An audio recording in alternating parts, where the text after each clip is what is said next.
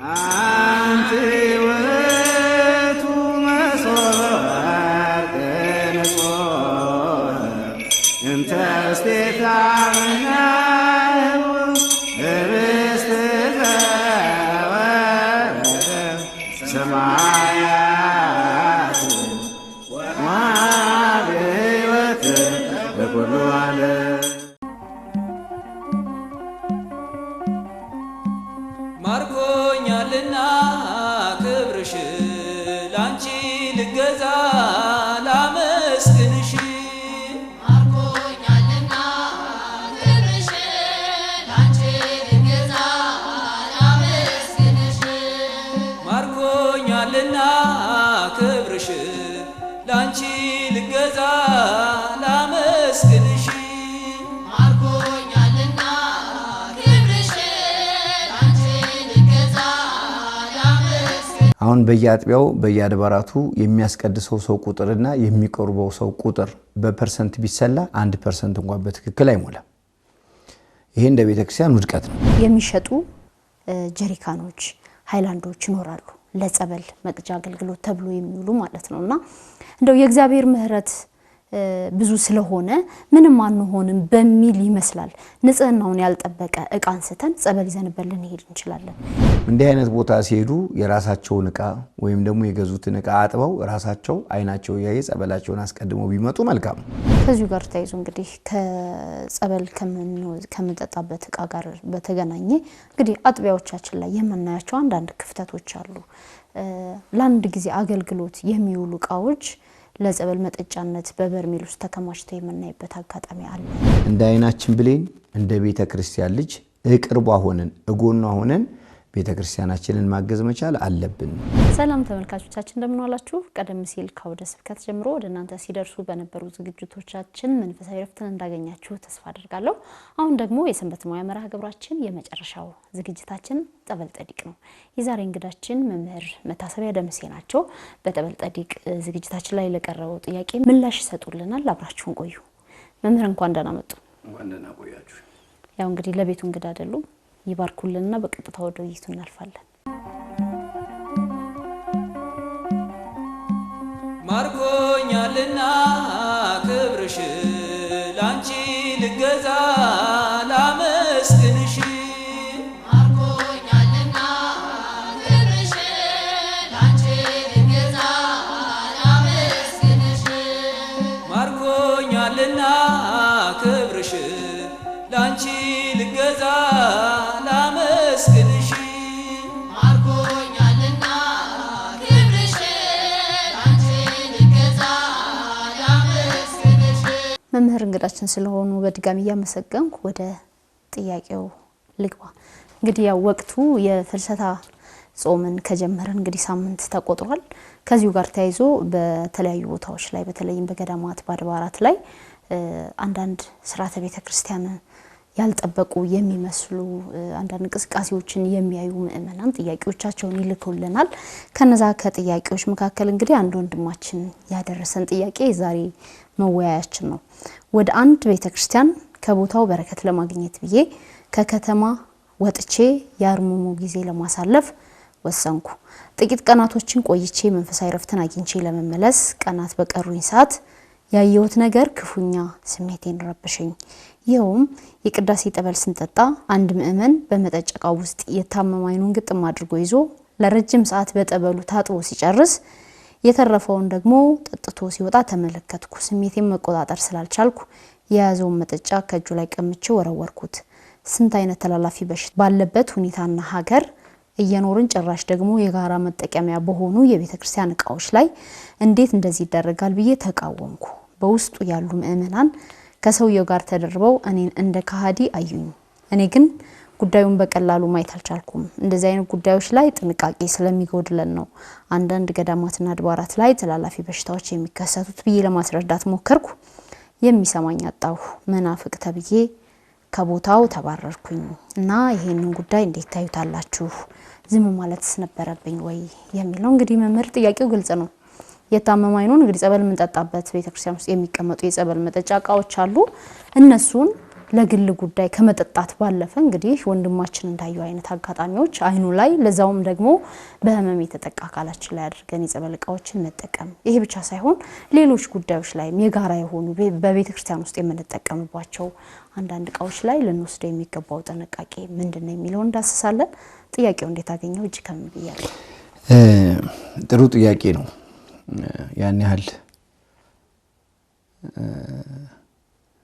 የሚያበሳጭ ማስተካከል የሚቻል ጉዳይ ስለሆነ ማለት ነው።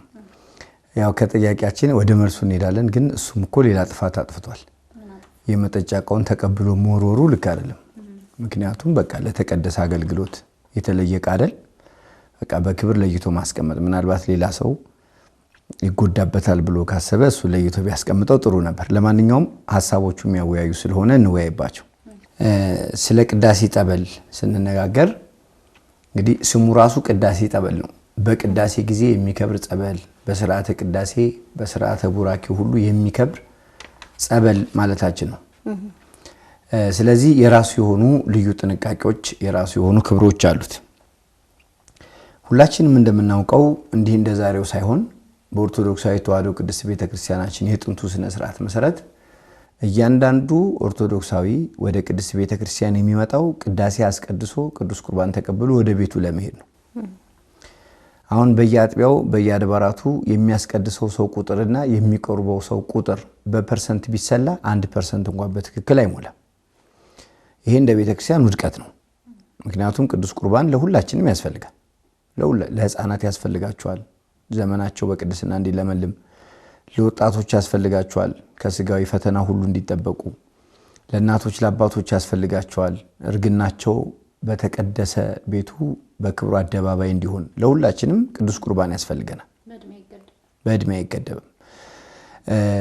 ይህ እንዳለ ሆኖ ወደ ቅድስት ቤተክርስቲያን የመጣው ሰው ሁሉ እዛው ቆርቦ ከቅዱስ ቁርባን በኋላ የሚጠጣው ማንኛውም ቆራቢ መጀመሪያ ከቅዱስ ቁርባን ቀጥሎ የሚሰጠው ቅዳሴ ጠበል ነው። ክብሩም ከፍ ያለ ነው። ስለዚህ በዛ ልክ መጠንቀቅ መቻል አለብን። ስለዚህ አሁንም በእኛም ዘመን ቢሆን ቅዳሴ ጠበል ለመጠጣት እንዳስቀዳሽ አይደለም የምንመጣው። ለቅዳሴ ስንመጣ 15 ሰዓት መጾምን፣ ለቅዱስ ቁርባን ደግሞ ከመጣን 18 ሰዓት መጾምን ይህንን ይፈልጋል፣ ግዴታ ነው። እንግዲህ የተዘጋጁ በእለቱ የተዘጋጁ ቅዱስ ቁርባንን ለመቀበል የተዘጋጁ ሰዎች ወዲያውኑ እንደቆረቡ ይታደላቸዋል። ቀጥሎ ደግሞ ምእመናን ቅዳሴ ጠበል ይጠጣሉ። ቅዳሴ ጠበል ሲጠጣ ዲያቆናት ወገባቸውን አደግድገው ከቤተ መቅደስ እያወጡ ለምእመናን ማደል ነበረባቸው። አሁን ግን በየቦታው አይተሽ ከሆነ ዝም ብሎ አስተባባሪዎች ሁሉ ያደርጉታል። ቢቻል በክህነት ያሉ በዲቁና የሚያገለግሉ እዛ ውስጥ አስቀዳሽ ሆነው ካሉ ይህንን እያወቁ ዝም ባይሉ ከምእመናን ይልቅ እነሱ ቀድመው ቢያድሉ መልካም ይሆናል። ምክንያቱም አገልግሎት የጋራ አገልግሎት ነው። ሊተርጂ በጥንት መጽሐፍ ላይ ሊቱርጊያ ተብሎ ተጽፏል። ሊተርጂ ማለት የጋራ አገልግሎት ስለሆነ ሁላችንም እንደ ጸጋችን ብንገለገል እዚህም ደረጃ አንደርስም ነበር። ስለዚህ አዳዮቹም ራሱ አብረው መታየት መቻል አለባቸው። እንዲያም ሆኖ ቅዳሴ ጸበል ሲጠጣ ቢቻል የቆረቡ ሰዎች ቢጠጡት መልካም ይሆናል። ቅዱስ ቁርባን የቆረቡ ቅዱስ ቁርባን የተቀበሉ ሰዎች ሌሎቹም ከህመማችን እንድናለን ጤናችንን እናገኝበታለን ብለው ይመጣሉ። ሲመጡ የሚያስፈልገው አክብሮ ተቀብሎ አክብሮ ጠጥቶ አክብሮ ዕቃው መመለስ ያስፈልጋል።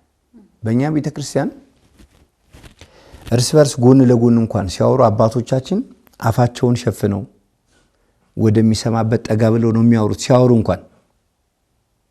ምክንያቱም ባዶውን ያደረ ሆድ ጠረን ሊኖረው ይችላል። ፈርተው እኮ ነው፣ አክብሮ ነው፣ ትህትና ነው። ሲሰሙም ቢሆን አፋቸውን ሸፍነው ዝቅ ብለው ነው የሚሰሙት። በዚህ ደረጃ ጥንቃቄ ባለባት ቤተክርስቲያን ውስጥ ቅዳሴ ጸበል ሲጠጣ የቅዳሴ ጸበል መጠጫው ያው ንዋየ ቅዱስ አይደል? ቅዱስ ንዋይ ነው። ለዚህ አገልግሎት የተለየ ነው። ሌላ ነገር አይጠጣበትም። ስለዚህ አክብሮ ለንዋያተ ቅዱሳት በሚገባው ክብር ልክ መቀበል ያስፈልጋል። ልክ ቅዱስ ቁርባን ስንቀበል ደሙን በአንድ ርፈ መስቀል እንደምንቀበል ሁሉ ቅዳሴ ጠበሉንም በአንድ መጠጫ ሁላችንም ልንጠጣ እንችላለን። 3ም 4ም እንደ ሰው ብዛት የቅዳሴ ጠበል መጠጫ እቃው ብዙ ቢሆንም በአንድ እቃ በጣም ብዙ 50 ሰው 60 ሰው ከዛም በላይ ሰው ይገለገልበታል። ስለዚህ በቅዳሴ ጠበል ሲጀመር መታጠብ ላይ ማፍሰስ አያስፈልግም። ቅዳሴ ጸበል በክብር ነው የምንቀበለው። ወደ ቤት ይዞ መሄድ አይገባም። ከመስዋዕቱ ጋር አብሮ የሚያደርግ ስለሆነ ሁሉም ነገር ሰርሆተ ሕዝብ ከመሆኑ በፊት ሁሉም መጠናቀቅ ስላለበት ቅዳሴ ጸበልን ወደ ቤት ይዞ መምጣት አይገባም። እዛው ያሉም ሰዎች ሲጠቀሙ ከዲያቆኑ እጅ ተቀብለው ጭርስ አድርጎ መጠጣት ነው እንጂ ፊት ላይ መቀባባት፣ ማፍሰስ፣ እንዲህ አይን ላይ ዕቃ ማድረግ ምናምን እነዚህ የተከለከሉ ናቸው፣ የተፈቀዱ አይደሉም። ስለዚህ ለእያንዳንዱ ምእመን ጤንነት መጠንቀቅ ያስፈልጋል። ለንግግራችን መጠንቀቅ ያስፈልጋል። ለአገልግሎታችን መጠንቀቅ ያስፈልጋል። እርስ በርስ በትህትና መተሳሰብ ያስፈልጋል። እርስ በርስ መደጋገፍ ያስፈልጋል። እንዲህ ያደረጉት ሳይሆን ተው፣ አይን ላይ እንደዚህ ማድረግ ልክ አይደለም፣ ተላላፊ በሽታ ሊመጣ ይችላል፣ ሌላ ሰው ያሳምማሉ ሲባሉ ይቅርታ ነው ማለት መቻል ያለባቸው። ምክንያቱም በንክኪ አይን በሽታ እንደሚተላለፍ ሐኪሞቹም ይነግሩናል። በቤተ ክርስቲያንም ውስጥ እንዲህ አይነት ነገሮች እኮ አሉ አይደል? ባይተላለፍም እኮ ግን መምህር ደስ አይልም። እንደዚህ አይነት ነገር ቤተ ክርስቲያን ላይ የግልን ችግር ሌላው በሚጠቀምበት ዕቃ እኮ በሱ ተግባባ ማነካካት በራሱ እንደው ሐኪም ባይለው ተግባብተናል። አይቻልም በሚለው ተግባብተናል። ዋናው አጥሞት ማሰሪያው እንዲያረጉበት ነው መምህር። ዋናው ማሰሪያው በሱ ላይ እንዲደረግ የማይፈልግ ሰው በሌላው ላይ ማድረግ መቻል የለበትም። ምናልባት አሁን አይናቸው ላይ እንደዛ አድርገው የነበሩት ሰው እኔ አድርጌ በሰጣቸው እኮ ይቅር ይላቸዋል። ያ ማለት ነው በእኛ ላይ እንዲደረግ የማንፈልገው በሌላ ላይ መደረግ የለበትም። ስለዚህ አሁን ይሄ ምን ያመጣል?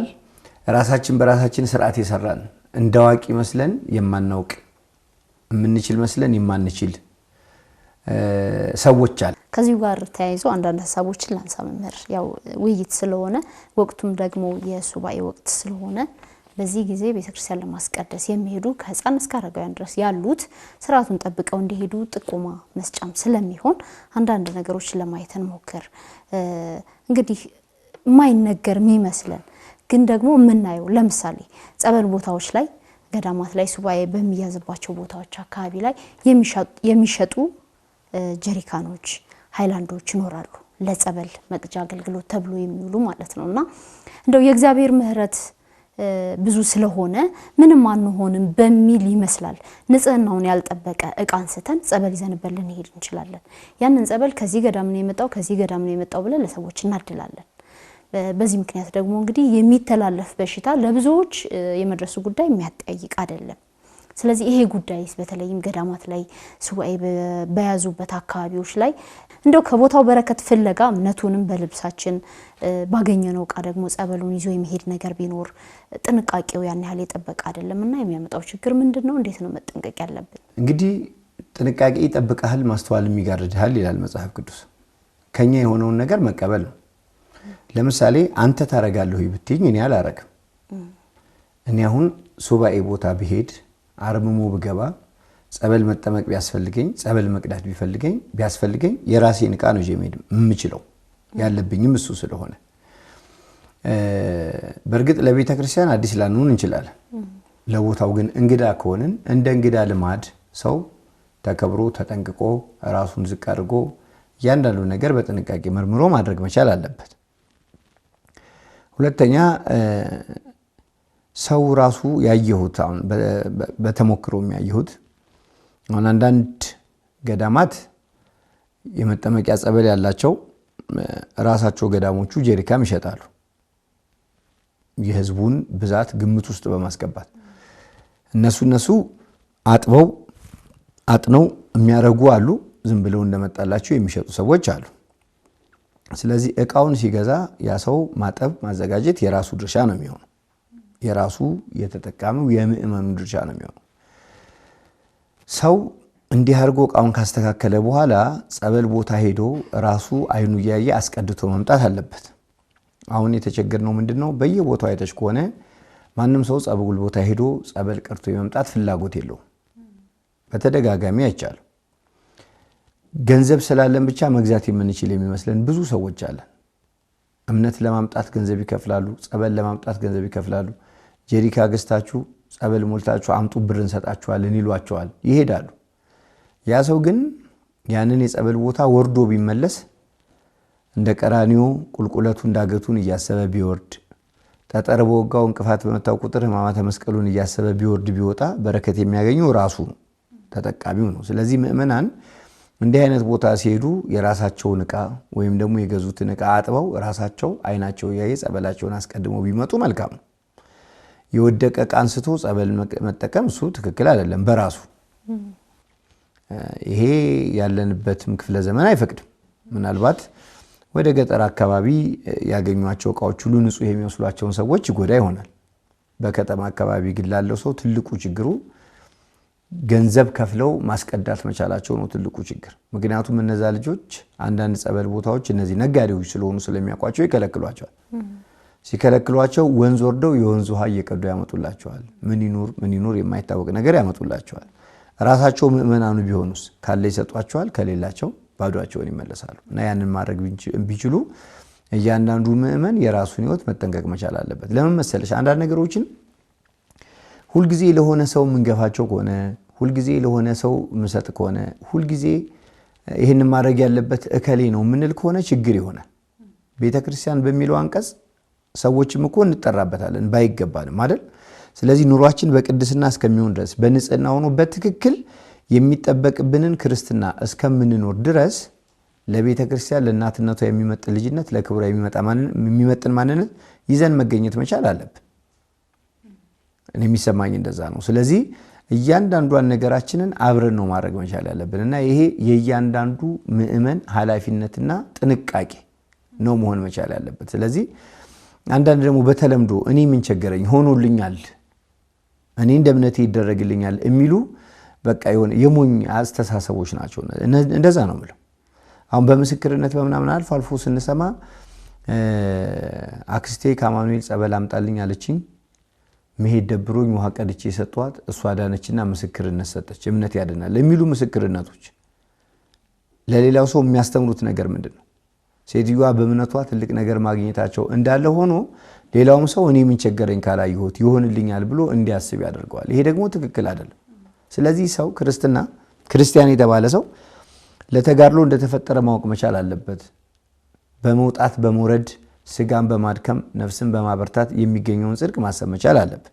ስለዚህ መሆን ያለበት እያንዳንዱ ምእመን በራሱ ልክ መጠንቀቅ መቻል አለበት። እንዲህ ተጠንቅቆ መሆን መቻል አለበት። መልካም። ከዚሁ ጋር ተያይዞ እንግዲህ ከጸበል ከምንጠጣበት ዕቃ ጋር በተገናኘ እንግዲህ አጥቢያዎቻችን ላይ የምናያቸው አንዳንድ ክፍተቶች አሉ። ለአንድ ጊዜ አገልግሎት የሚውሉ ዕቃዎች ለጸበል መጠጫነት በበርሜል ውስጥ ተከማችተው የምናይበት አጋጣሚ አለ። ያ ዕቃ ደግሞ እንግዲህ ለአንድ ጊዜ አገልግሎት ብቻ ተብሎ ነው የሚሰራውና ፕላስቲክ ከመሆኑ ጋር ተያይዞ እንግዲህ የሚያመጣቸው የጤና እክሎች ይኖራሉ። እነሱንስ ጉዳዮች ቤተክርስቲያኗ እንዴት ነው የምታያቸው? እንደነገርኩሽ ነው። እነዚህ ሐሳቦች የችግሩ አካል እንደሆነን ሁሉ የመፍትሄውም አካል መሆን ያለብን እኛ ራሳችን። እነዚህ ነገሮች ለሰው አይገፉም። ለምሳሌ አንድ ቤተክርስቲያን ሄደሽ እነዚህ ዕቃዎች መኖራቸው በዛ በቦታቸው ትክክል ካልሆነ እነሱን የሚተካ ረጅም ጊዜ ሊያገለግል የሚችል ዕቃ አምጥተሽ እነዚህን እንጥቀይራቸው ብትይ እምቢ የሚል ሰው የለም። እጅሽን ስሞ ግን የሚቀበል ብዙ ሰው ይኖራል። ስለዚህ እኛም ድርሻ አለን ነው። በቤተ ክርስቲያን ውስጥ የችግሩ አካል እንደሆኑ ሁሉ የመፍትሄውም አካል እንደምንሆን አድርገን ማሰብ ነው። በነገራችን ላይ የነገዋንን ቤተ ክርስቲያናችንን የሚታደጋት ይኸው ነው። 1000 ችግር ስለ ቤተ ክርስቲያን መንቀስ ይቻላል። ትልቁ ነገር የመፍትሄው አካል ሆኖ መገኘት ነው። ስለዚህ ምእመናን ለቤተ ክርስቲያናቸው በቅርብ ቢኖሩ ኦልሞስት አሁን አንቺ ምን አደረግሽ ይሄንን ስታይ ብልሽ የምትሰጪ ነገር ይኖራል አይደለ? እያንዳንዱ ምእመን ቤተ ክርስቲያኑን ጧትና ማታ በስስት የሚያት ቢሆን፣ አብሯት የሚኖር ቢሆን፣ ጉድለቷን የሚሞላላት ቢሆን፣ የቤተ ክርስቲያኑ ችግር የሚቆረቆረው ቢሆን እነዚህን በጣም ቀላል የሆኑ ነገሮች ለማስተካከል አንድ ጀንበር አይፈጅም። እንደዛ ማድረግ ይቻላል። ስለዚህ ምእመናኑ በየአጥቢያቸው በተደራጀ መንገድ ለቤተ ክርስቲያናቸው ሁሉና ለቤተ ክርስቲያናቸው አገልግሎት ማሰብ ይኖርብናል። ስለዚህ እነዚህን ምእመናን ባዩ ልክ ከሚመለከታቸው የቤተ ክርስቲያን ያው አሁን ምንድነው አሁን እንደዋቂ ሆኜ ይሄ መሆን የለበትም ምናምን ብሎ ከመናገር እነዚህ ነገሮች እኮ ለዚህ የተዘጋጁ ናቸው። ክርክር እንዳናደርገው አንዳንድ ጊዜ ለምሳሌ አንቺ በግልሽ ምን አደረግሽ ምእመኑን ነው አይደል እንደዛ ብለን የምንጠይቀው። ግን ደግሞ ቤተክርስቲያኗ የራሷ የሆነ አስተዳደራዊ ሂደት አላት። በዛ አገልግሎት ለምሳሌ እኔ አጥቢያዬ ላይ ባለ የጸበል ቦታ ላይ ሄጄ ነው ይሄኛው ጥሩ አይደለም ለጤናችን ምናምን ላንሳ ብል ያንን የሚቆጣጠር አካል አለ። ጠጥተሽ ከመሄድ ውጪ ምንም አይነት ስልጣን የለሽም የሚል መልስ ነው ሊሰጠኝ የሚችለው። ስለዚህ እኔ በራሴ ላድርግ የምለውን ምናልባት ያለኝን ዕቃ ለጸበል መጠጫነት አምጥቼ ልሰጥ እችላለሁ። ያለውን ለጤናችን ይጎዳል ብለን የምናስበውን ዕቃ ግን አንስቼ መውሰድ ስልጣኑ የለኝም። ምክንያቱም እዛ አካባቢ የተመደበ ሰው ያን ነገር ስለሚቆጣጠር ነው። ግን ደግሞ ከዚሁ ጋር አያይዘን እንድናየው የምፈልገው አሁን አንቺ ምን አደረግሽ በሚል እንድንመልሰው ሳይሆን የምፈልገው ወቅቱ የሱባኤ ወቅት አይደለ?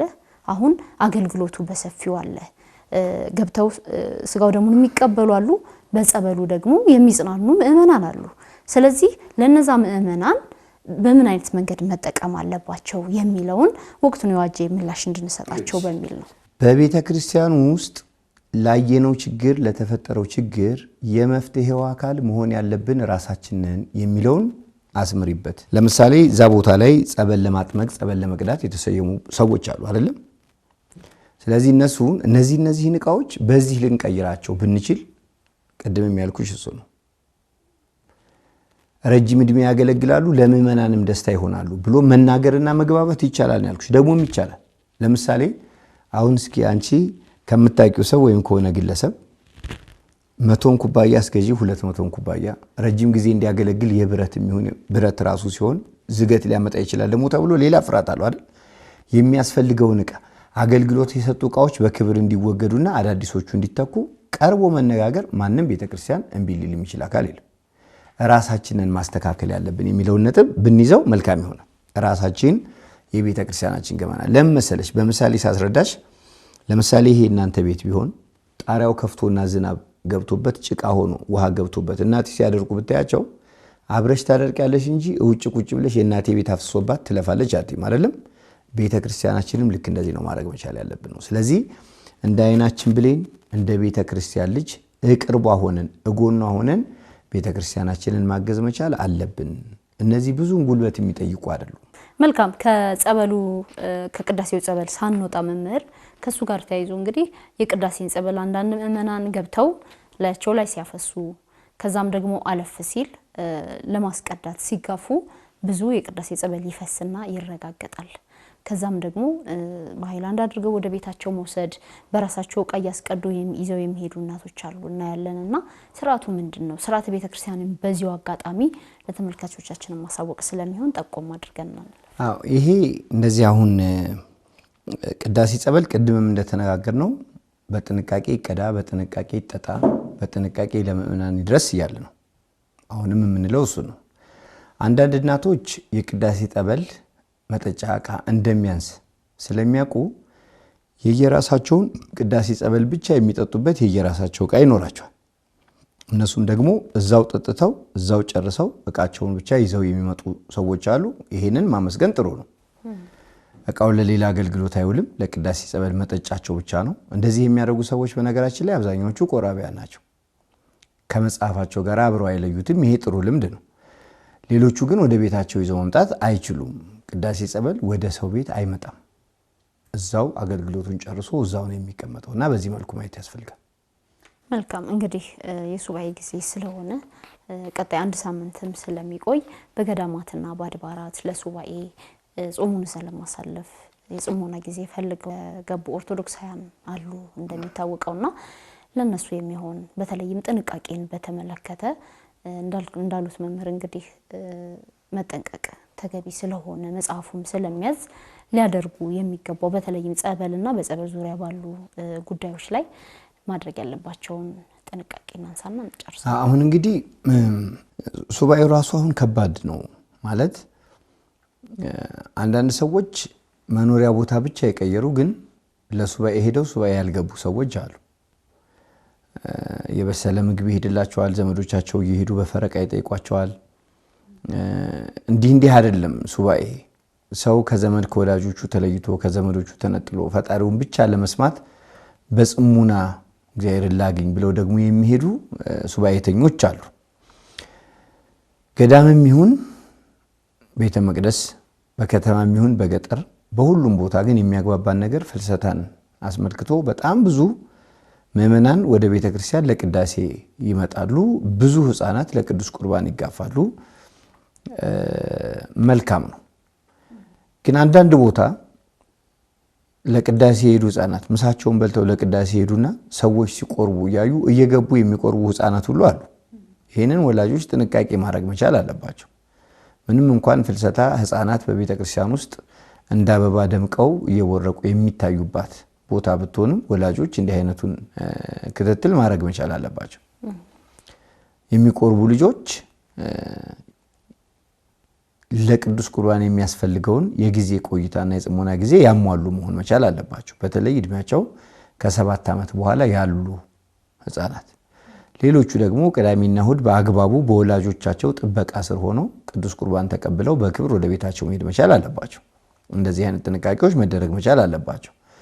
ሁሉም ሕፃናት ለጸበል ይጋፋሉ፣ የሚያልቅባቸው ይመስላቸዋል። አንዱ በሌላው ላይ ተደራርበው ይቀዳሉ። እነዚህ ሲሆን በሰንበት ትምህርት ቤት የሚሆን በማህበራት ያሉ አገልጋዮች በበጎ ፈቃድ እርስ በርስ ሕፃናቱን እያሰለፉ መስመር እያስያዙ በአግባቡና በጥንቃቄ እንዲጠቀሙ ማስተማር መቻል አለባቸው። በአንዳንድ አብያተ ክርስቲያን ያሉ ሰንበት ተማሪዎች ሕፃናቱን አንድ ቦታ ሰብስቦ በስነ ስርዓት ጠብቆ እያስተማሩ አስረፍዶ እዛው እንዲያስቀድሱ አድርገው የቅዱስ ቁርባን ሰዓት ሲደርስ አሰልፈው ወስደው በክብር አቀብለው የሚመጡም ደግሞ አንዳንድ ሰንበት ትምህርት ቤቶች አሉ። ይሄ መለመድ ያለበትና ቢወሰድ መልካም የሆነ ነገር ነው። ስለዚህ በዚህ ደረጃ ሁሉም ሰው ተስማምተን ቅድም እንዳልኩት አሁን እኔ ላስቀድስ ከቆምኩ ሕፃናት እንደዚህ ከተጋፉ እኔ ቆሜ ባሰልፋቸውና በስነ ስርዓት ቅዳሴ ጸበል እንዲቀበሉ ብናደርግ ምን ችግር አለው? ይሆናል እኮ አይደለም? ስለዚህ በእኔነት ስሜት ብንሰራ፣ ለሆነ ሰው ባንገፋው፣ እርስ በርስ ተከባብረንና ተግባብተን በስርዓተ ቤተ ክርስቲያን አንጻር እንድንቆይ ነው መናገር የምፈልገው። ወደ ሌሎች ቦታዎች የሚሄዱ ብዙ ምእመናን አሉ፣ ይታወቃል።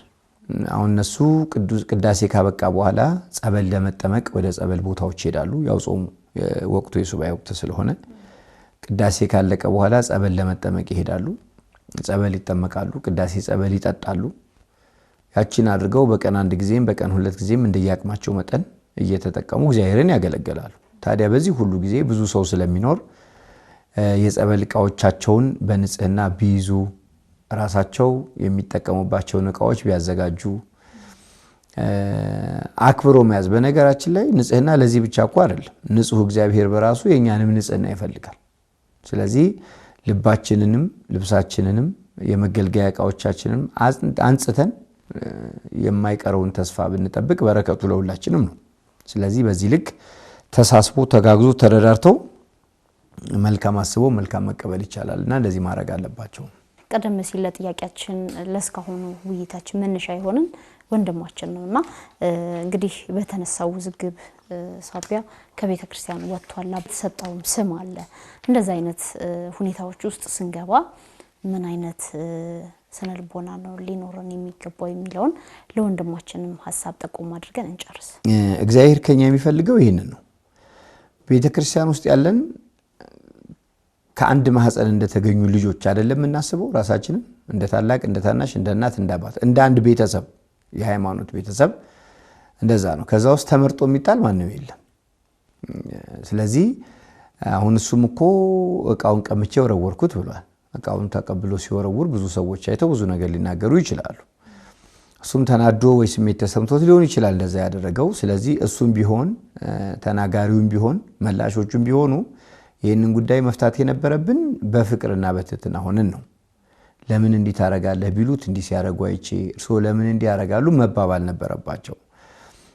ለዛ ነው አንዳንድ ነገሮች ቀላል ይሆኑና መገለጫቸው ግን ከባድ ይሆናል እና እንደዛ እንዳይሆን የጭቅጭቅ ማዕከል እንዳይሆን ሁሉም ሰው በአግባቡ በትህትና መነጋገር መቻል አለበት። ዳኛ ባለበት፣ አባቶች ባሉበት፣ የተዘጋጀ ስርዓት ባለበት በዚህ ደረጃ እሱም መቀየም የለበትም። ተናጋሪዎቹ ደግሞ ከማወቅም ካለማወቅም ሊናገሩ ይችላሉ።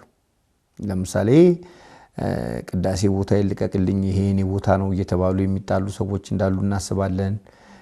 የሚገፋፉ ሰዎች እንዳሉ እናውቃለን። ቂም ተያይዘው ቆሞ የሚያስቀዱ ሰዎች እንዳሉ ይታሰባል አይደል?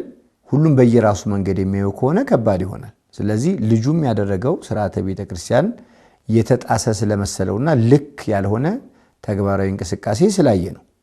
ይሄንን ደግሞ መፍታት የሚቻለው አብሮ ለብቻው ሰውየውን ያዛርቆ አባታችን እንዲህ ለምን ያረጋሉ? ይሄን በሽታ እኮ ከሰው ወደ ሰው ይተላለፋል። እርሶ በጠጡበት ቃል ሌላው ቢጠጣበት ችግር ይፈጠራል ብሎ ቀስ ብሎ ሰው ሳይሰማቸው ቁጭ ብለው መነጋገርና መግባባት ይችሉ ነበር። ለማንኛውም እንደዚህ አይነት ነገሮች ሁሉ ጊዜ ስለሚያጋጥሙን የሁለት አፍጣጭ አንዱ ሬሳ ይሆናል። ሁሉም ተናጋሪ ከሆነ ትክክል አይሆንም። ስለዚህ ስንግባባ እንደ አባቶቻችን ልማድ በመወያየትና በመነጋገር ቢሆን ሐሳብ ያሸንፋል። የሚጠቅመንም እሱ ነው እና ባለቀ ቤት በተሰናዳ ቤት ገብቶ በየምክንያቱ እንትን ከማለት ከመጣላት ቀስ ብለን መነጋገር ከአቅማችን በላይ የሆነ በንግግር የማይታረቅ ነገር ሲኖር ደግሞ ከኛ የተሻለውን መጥራትና መጋበዝ ከዛ ተስማምቶ ታርቆ መሄድ ይቻላል አይደል? ክርስቲያኖች እኮ በተገናኙ ቁጥር በተቀደሰ ሐሳብ ሰላም ተባብለው ሲያበቁ ይቅር ይበለን ይላሉ። ላሰቡትም ለተናገሩት ነው ቢኖርም ባይኖርም ያንን ይላሉ። ይሄ የክርስቲያኑ ውበት ነውና እኚህን ሰው የሚያውቃቸው ከሆነ ሌላ ቀን ጠርቶ ቁጭ ብሎ ሊያናገራቸው ይገባል። እሳቸው መማር አለባቸው፣ እሱም ቅሬታው ማንሳት አለበት። ግን ያው ስለ እናቴ ልጆች ተጣሉ ስለሚል መጽሐፍ ቅዱስ እሳቸው መዳናቸውን ነው የፈለጉት፣ እሱም ቤተክርስቲያን ስርዓት ተጣሰ ብሎ ነው። የሁለቱም ሐሳብ በጎ ሐሳብ አለው።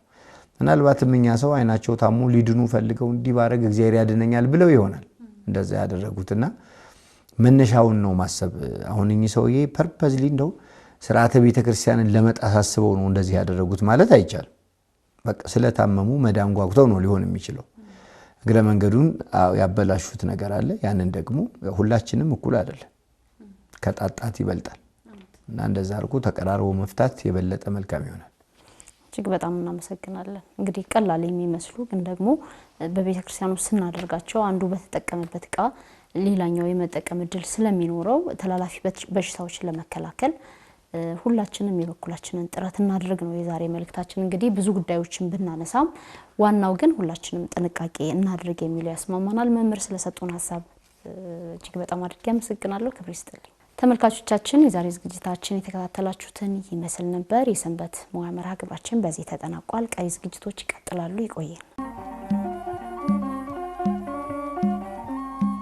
ማርኮኛልና ክብርሽ ላንቺ ልገዛ ላመስግንሽ ማርኮኛልና ክብርሽ ላንቺ ልገዛ ላመስግንሽ ማርኮኛልና ክብርሽ ላንቺ ልገዛ ላመስግንሽ ማርኮኛልና ክብርሽ ላንቺ ልገዛ ላመስግንሽ አንቺ ውእቱ መሶበ ንጹሕ እንተ ውስቴታ ምናየው ኅብስት ዘወረደ ሰማያት ወኀበ ሕይወት ለኵሉ